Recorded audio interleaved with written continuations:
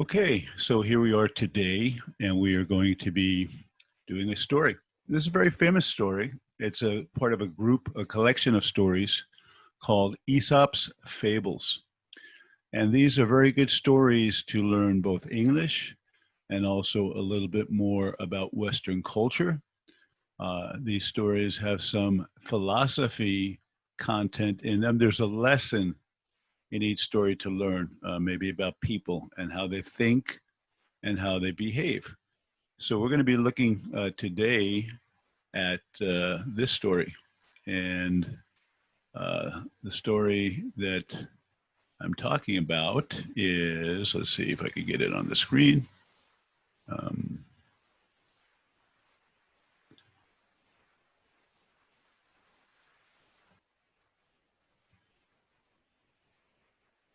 okay, so finally we got to the content we're wanting to get to.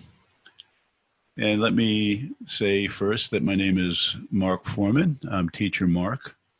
And this is a demo of a story-based class that we could do for a small or larger group. You could see that usually they're designed for native English-speaking children. That's why it says up here, the Aesop for children. So Aesop's fables are a very well-known series of books that all have a moral, a story with a lesson. So not only can we learn and practice English with these stories, but we can also learn a good life lesson that will help us to think about some of the more important things in life, some of the more useful things. So let's go ahead and look at this story, which is called The Fox and the Grapes. And of course, you can see there's a fox right here. So we will start. A fox one day spied a beautiful bunch of ripe grapes hanging from a vine trained along the branches of a tree. The grapes seemed ready to burst with juice, and the fox's mouth watered as he gazed longingly at them. What do you think longingly means? Think of another English word that maybe is included in this word, longingly. Do you have any idea? Longingly. If you guess for a long time, you are right. The bunch hung from a high branch. Okay, so we're talking about a tree. You can see the tree here. See all these branches? Some are low and some are much higher. So these would be the high branches and these would be the low branches.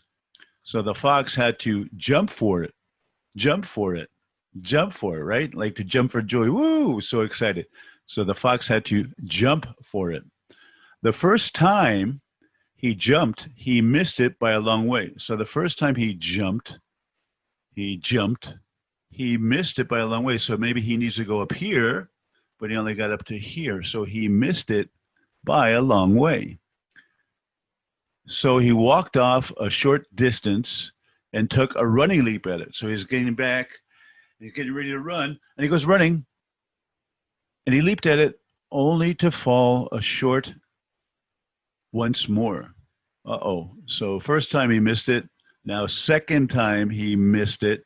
He didn't hit it. He wants to go here. He didn't hit it. He missed it. Okay. Again and again he tried, but in vain. Do you know what in vain means? Not succeeding, not making it, not getting it done. Another word would be failing. Not succeeding is in vain. I tried and tried in vain. Oh, well, maybe I will try again. So now the fox, he sat down and looked at the grapes in disgust. So here's all these good looking grapes. Wow. I bet that would be so nice. It's hot today. You know, here in Taiwan, it's pretty hot in the summertime, and a glass of juice would be really nice, especially if it's cold, nice cold grape juice, maybe from Shihu or over there. You know, there's a lot of nice grapes down there. And we clean them and we peel them and we put them in the blender. Zzz, oh, make some nice juice and get it cold and have a delicious drink of a grape juice. Ooh, lovely grape juice. Mm, mm, mm, mm, mm. Ah, that's good. But he sat down and looked at the grapes in disgust. What a fool I am, he said. Here I am wearing myself out to get a bunch of sour grapes that are not worth gaping for. Hmm, how did the fox know the grapes are sour? He didn't even eat one. Ah, I know what is sour. Sour is the opposite of sweet. Like candy is sweet, sugar is sweet, but vinegar is sour. Lemons are sour. Grapes are sweet. So he's saying that these grapes that he did not even eat one, he did not taste even one, but these grapes are sour, so therefore not worth gaping for. I think he had a wrong idea. I think his attitude, I think his heart was sour because he failed. He could not get a grape. So now he's blaming the grapes because he's saying the grapes are sour. I think in Chinese you call this idea 恼羞成怒. And he walked off. Off he walked very, very scornfully. So he had kind of a bad attitude, very disappointed, and just telling people, oh, those grapes are terrible. They're no good. You know, because I'm a smart fox. I'm a good fox.